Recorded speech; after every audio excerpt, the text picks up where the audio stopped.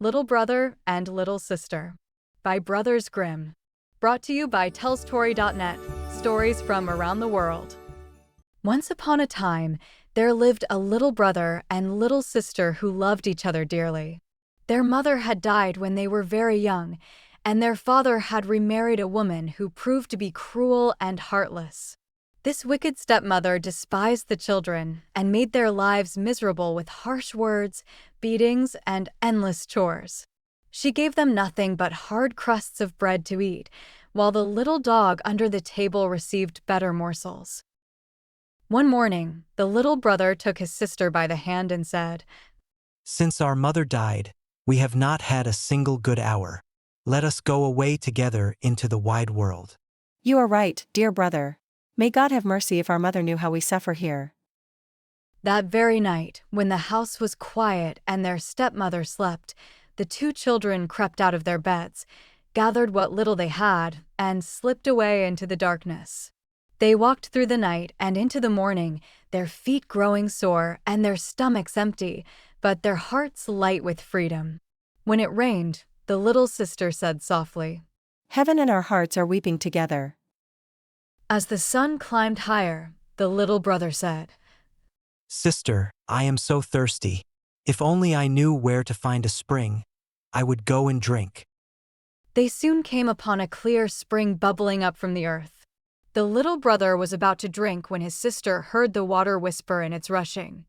"Whoever drinks from me will become a tiger. Whoever drinks from me will become a tiger." "Wait, please, brother, do not drink, or you will become a wild beast and tear me to pieces." Though terribly thirsty, the little brother listened to his sister and stood up. "I will wait for the next spring." But what the children did not know was that their wicked stepmother was a witch. She had followed them secretly through the woods and had cast a spell on all the springs in the forest. They walked on, and by midday they came to another spring. Again the little brother bent to drink, and again his sister heard the water whisper in its rushing. "Whoever drinks from me will become a wolf. Whoever drinks from me will become a wolf. Please, dear brother, do not drink from this spring either, or you will become a wolf and devour me." The little brother sighed but obeyed, though his thirst grew stronger with each step. "I will wait until we come to the next spring, but then I must drink, say what you will, for my thirst is too great." As the afternoon wore on, they discovered a third spring, its water crystal clear and inviting. The little brother could bear his thirst no longer and rushed toward it. "Brother, wait." She called out, and she heard the water whisper in its rushing. "Whoever drinks from me will become a deer. Whoever drinks from me will become a deer." "Oh, brother, please do not drink, or you will become a deer and run away from me." But the little brother had already knelt down by the spring and drunk deeply from the water. The moment the first drops touched his lips, he was transformed into a beautiful young deer with soft, brown eyes. The little sister wept to see her brother changed, and the deer wept too, lying sadly beside her. "Do not cry, dear sister. I am still your brother in my heart, and I will never, never leave you." She dried her tears and said, "Be still, my sweet little deer. I promise I will never forsake you." She took off her golden garter and placed it around the deer's neck as a collar. Then she gathered soft rushes and wove them into a cord, which she tied to the little deer to lead him deeper into the forest. After walking a long way, they found a small, abandoned cottage, and the girl said, "We can stay here and make our home." Every morning the sister went out to gather roots, berries, and nuts for herself, and she brought tender grass for the little deer, who ate from her hand and played happily around her. In the evening, when the sister was tired and had said her prayers, she would lay her head on the deer's back as a pillow and gently fall asleep.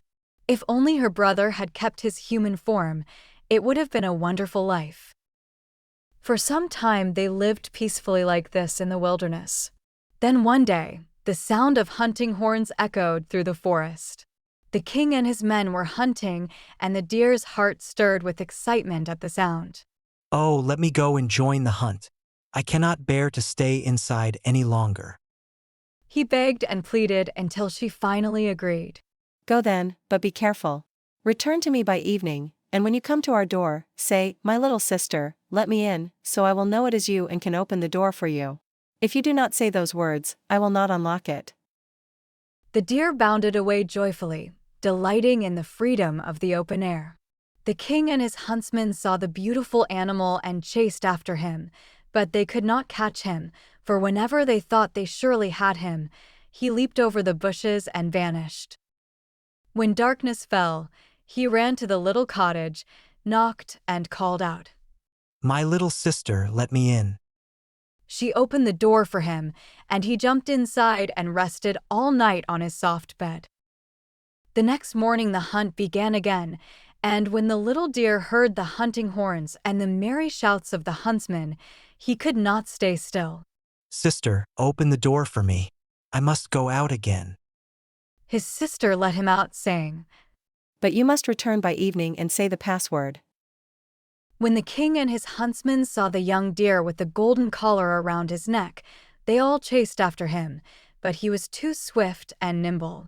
This went on all day, until at last, as evening approached, the huntsmen had surrounded him, and one of them wounded him slightly in the foot, causing him to limp and run slowly. A huntsman crept after him to the little cottage and heard him call out, My little sister, let me in. The huntsman saw someone open the door for the deer, then immediately close it again. The huntsman took note of everything and went to the king to tell him what he had seen and heard. Tomorrow we shall hunt once more. The little sister, however, was terribly frightened when she saw that her dear deer was wounded. She washed the blood from his foot, applied healing herbs, and said, Go to your bed, dear little deer, so you may recover. But the wound was so slight that by morning the deer felt nothing of it. When he heard the sounds of the hunt outside once more, he said, I cannot bear it. I must be there. They will not catch me easily. The sister cried, This time they will kill you, and I will be here alone in the forest, abandoned by the whole world. I will not let you go. Then I will die here of grief.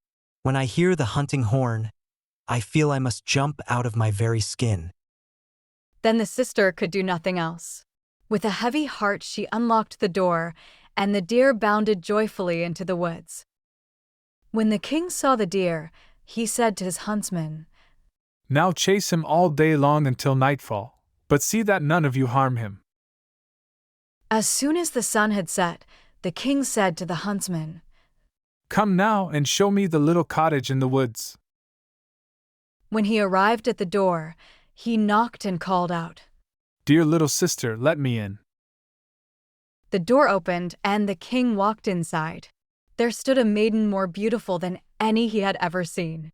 The girl was frightened to see that it was not her little deer who came in, but a man with a golden crown upon his head. However, the king looked at her kindly, reached out his hand, and spoke gently to her. Will you go with me to my castle and be my dear wife? Oh, yes, but the little deer must come with me. I cannot leave him behind.